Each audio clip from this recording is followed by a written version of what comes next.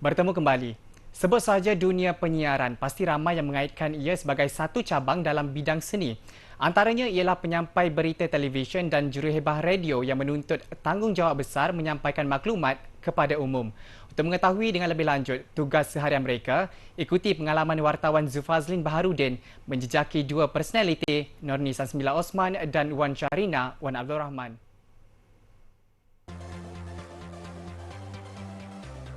Norni Samsila Osman, wanita berusia 37 tahun, merupakan seorang penyampai berita bernama TV sejak 2002.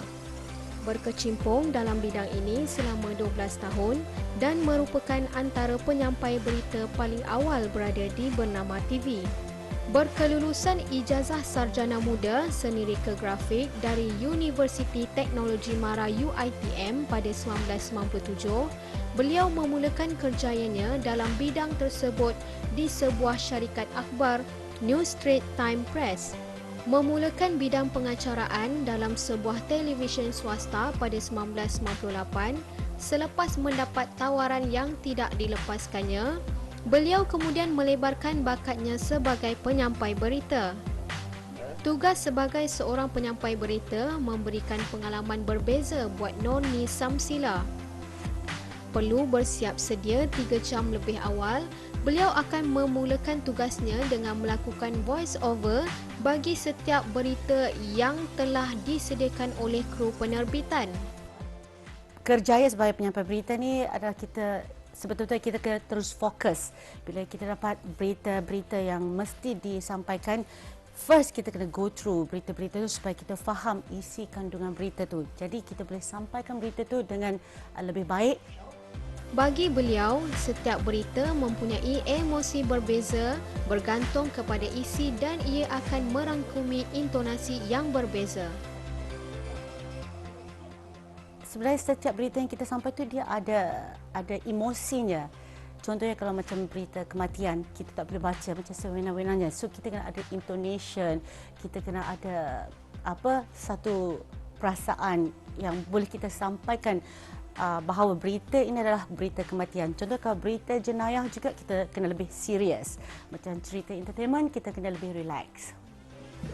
Selepas selesai melakukan voice over, beliau akan menukar pakaian seperti yang disediakan oleh pihak wardrobe. Tidak lengkap pakaian tanpa solekan menawan. Bagi Norni, persiapan ini mengambil sedikit masa kerana ia perlu dilakukan dengan lebih teliti supaya nampak lebih menarik dan bergaya. Tuntutan tugasnya berakhir setelah menyampaikan berita sehingga tamat siaran langsung berita yang berdurasi selama 30 minit. Berbeza bagi peneraju stesen radio berita pertama di Malaysia bernama Radio 24, Wan Syahrina Wan Abdul Rahman. Beliau telah bertugas sebagai juruhebah sejak awal penubuhannya pada 2007. Wan Syahrina yang memiliki diploma penyiaran dari Akademi TV3 memulakan tugasnya seawal jam 11 pagi. Selaku peneraju kanan stesen radio itu, Wan Syahrina bertindak merancang unit persembahan sebagai persediaan bagi mengendalikan segmen ekspresi petang. Bagi Wan Syahrina, menjadi juruhebah untuk stesen radio yang berkonsepkan berita ini memberi kepuasan yang tersendiri.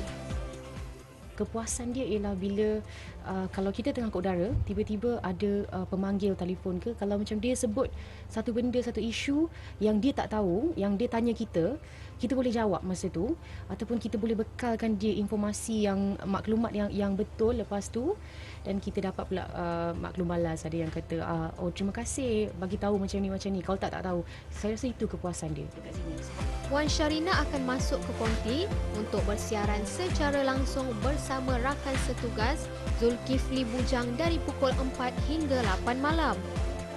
Setiap 1 jam, beliau dan rakan setugas akan membaca berita selain mengendali program wawancara dan segmen radar. Pada waktu itulah beliau akan berinteraksi bersama pendengar selain berkongsi maklumat dan bertukar pendapat mengenai isu semasa serta terkini. Radio tu kita macam bercakap dan kita ada ramai kawan-kawan yang sedang mendengar kita. Dia bukan sekadar pendengar, dia ialah kawan-kawan kita yang boleh komen juga, yang boleh bagi pendapat. Saya rasa macam tu dia punya keakraban radio tu. Tepat 8 malam, berakhirlah tugas beliau di konti. Postmortem dilakukan bersama rakan setugas sebagai mengakhiri tugas selaku juruhebah di radio berfrekuensi 93.9 FM di Lembah Kelang dan 107.5 FM di Johor.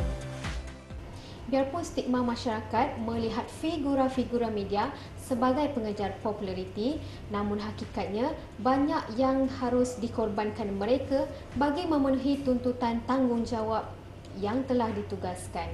Saya Zulfazlin Baharudin, Jurnal Bernama